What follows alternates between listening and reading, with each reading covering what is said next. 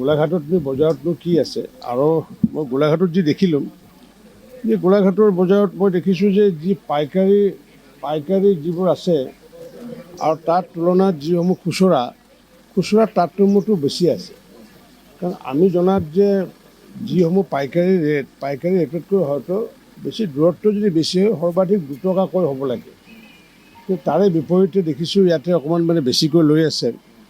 আৰু মই সেইকাৰণে ব্যৱসায়ীসকলক আহ্বান জনাইছোঁ যে যাতে অন্ততঃ খুচুৰা ব্যৱসায়ীসকলে যাতে তেওঁলোকে অন্ততঃ ফলক এখন যাতে আঁৰি থৈ দিয়ে আৰু এই ফলকখন যাতে আঁৰি থৈ দিয়ে তেওঁলোকৰ সামগ্ৰীসমূহনো কি কি আছে আৰু ৰেটসমূহ কি কি আছে যাতে সেইটো আঁৰি থৈ যাতে দিয়ে তাৰ কাৰণে মই আহ্বান জনাইছোঁ।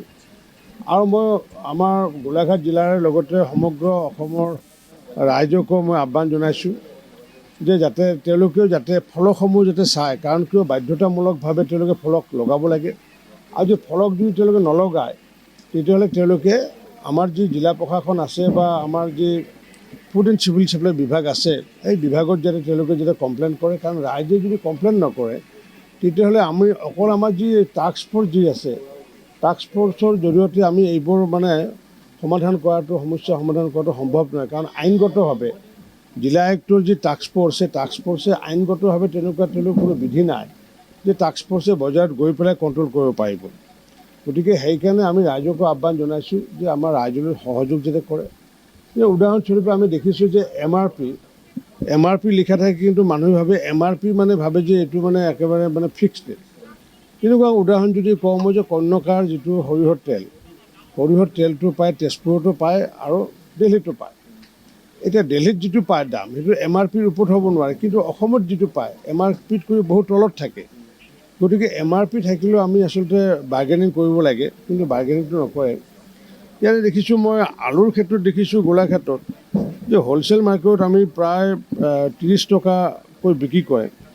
তাৰে বিপৰীতে দেখিছোঁ যে 40ৰ পৰা 50 টকা বিক্ৰী কৰে ৰিটেইলাৰসকলে বিক্ৰী কৰে। অৰ্থাৎ যে যিসকল খুচুৰা ব্যৱসায় সেই খুচুৰা ব্যৱসায়ীসকলে মই দেখিছোঁ তেওঁলোকে 10 টকাকৈ অতিৰিক্তকৈ লৈ আছে প্ৰতি কিলোত। তো এই যে প্ৰতি কিলোত অতিৰিক্ত লৈ আছে গতিকে তাৰ কাৰণে নিশ্চিত ওপৰত গ্ৰাহকো সজাগ হ'ব লাগিব। আৰু তেনেকুৱাকৈ যদি স্পেচিফিক কমপ্লেইন যদি থাকে সেই স্পেচিফিক কমপ্লেইন থাকিলে তেতিয়াহ'লে আমি তেওঁলোকৰ এগেইনষ্টে বিহিত ব্যৱস্থা ল'ব পাৰিম। কিন্তু কমপ্লেইন যদি স্পেচিফিক নাথাকে আৰু সেইকাৰণে খুচুৰা যিসমূহ আছে খুচুৰাসকলে আচলতে পাইকাৰী ৰেট য'ৰ পৰা আনিছে আমি যাতে সুধিলে যাতে ক'ব পাৰে যে তেওঁলোকে ক'ৰ পৰা কিনিছে, কাৰণ তেওঁলোকে নিশ্চিতভাৱে কেছ মেমো থাকে।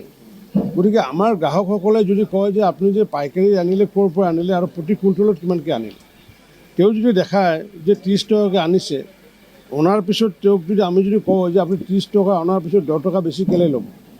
গতিকে সেইকাৰণে আমি সকলোৱে হয়তো নাৰাখে কাগজখন, কিন্তু আমি খোজা কৰিব লাগিব। এতিয়া সেই ক্ষেত্ৰত আমাৰ খুচুৰা ব্যৱসায়ীসকলে সজাগ হ'ব লাগিব, কাৰণ তেওঁলোকৰ পৰা যদি আমি সহায়টো নাপাওঁ এতিয়া আমিতো প্ৰত্যেক ঘৰ দোকানে গৈ থাকিব নোৱাৰোঁ। এতিয়া আমাৰ যিসমূহ ফলকত লিখা থাকে যদি 30 টকা, তেতিয়া 30 টকা যদি পাইকাৰীত যদি ফলকত লিখা থাকে নিশ্চিত ওপৰত তেওঁ 30 টকাতে কিনিব লাগিব আৰু বিক্ৰীও কৰিব 30 টকাত। কিন্তু তেওঁৰ পৰা যদি 33 টকা যদি লয় তেতিয়া নিশ্চিতৰ ওপৰত এতিয়া কোন সঁচা কোন মিছা সেইবোৰ কথা এতিয়া বিশ্লেষণ কৰিব লাগিলে নিশ্চিতৰ ওপৰত লিখিতভাৱে অভিযোগ দিব লাগিব যে অমুক ট্ৰেডিং কোম্পানী নামৰ দোকানখনে লিখা আছে 30 টকা আৰু লিখিছে 33 টকা। তো তেনেকুৱাকৈ যদি সজাগ যদি হয় খুচুৰা ব্যৱসায়ীসকলো সজাগ হ'ব লাগিব, আৰু সজাগ হ'লেহে আমি সহযোগ কৰিব পাৰিম। মই সেইকাৰণে মই ইমান দিনে মই বঙাইগাঁৱত আছিলোঁ, কেম্পেইনত ব্যস্ত প্ৰায় 15 দিন ধৰি আছিলোঁ। আৰু মই সেইকাৰণে বঙাইগাঁৱৰ পৰা মই পোনে আহি পেলাই গোলাঘাটলৈ আহিছোঁ যে যাতে এইবোৰ যে ঠিক ঠাক কৰিব পাৰোঁ। আৰু মই ইতিমধ্যে মোৰ বিভাগক নিৰ্দেশ দিছোঁ। নিশ্চিত ওপৰত এতিয়াও মই মানে খুচুৰাৰ ক্ষেত্ৰতো মই মানে সন্তুষ্টজনক নহয়। কাৰণ কিয় এতিয়া তেওঁলোকে যদি মানে পাইকাৰী কিনে 60 টকাকৈ কিনে, তো খুচুৰা বিক্ৰী কৰে তেওঁলোকে আপোনাৰ 70 পৰা 75 বিক্ৰী কৰে।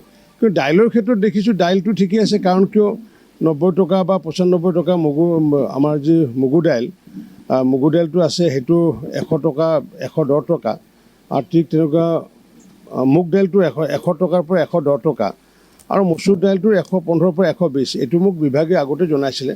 দাইলৰ ক্ষেত্ৰত তাৰতম্য দেখা নাই, কিন্তু বাকী যিবোৰ আলু পিঁয়াজ আৰু গাৰ্লিকৰ ক্ষেত্ৰতো যিহেতু এইটো আমি বিশেষ ক'ব নোৱাৰোঁ। কাৰণ কিয় যে আমি অসমখন আচলতে প্ৰডিউচাৰ ষ্টেট নহয়, আমি হৈছোঁ কনজিউমাৰ ষ্টেট। গতিকে প্ৰডিউচাৰ ষ্টেট নোহোৱাৰ কাৰণে পিঁয়াজৰ ক্ষেত্ৰতে হওক বা অন্যান্য ক্ষেত্ৰত আমি সমস্যা পাই আহিছোঁ। মই সেইকাৰণে এটা কথা আবেদন ৰাখিব বিচাৰিছোঁ, এতিয়া আমি সৰিয়হৰ তেল এতিয়া খোৱা তেল যদি আমি এতিয়া ভাৰতবৰ্ষই ডিপেণ্ড কৰে কাৰ ওপৰত, বিদেশৰ ৰাষ্ট্ৰৰ ডিপেণ্ড কৰে।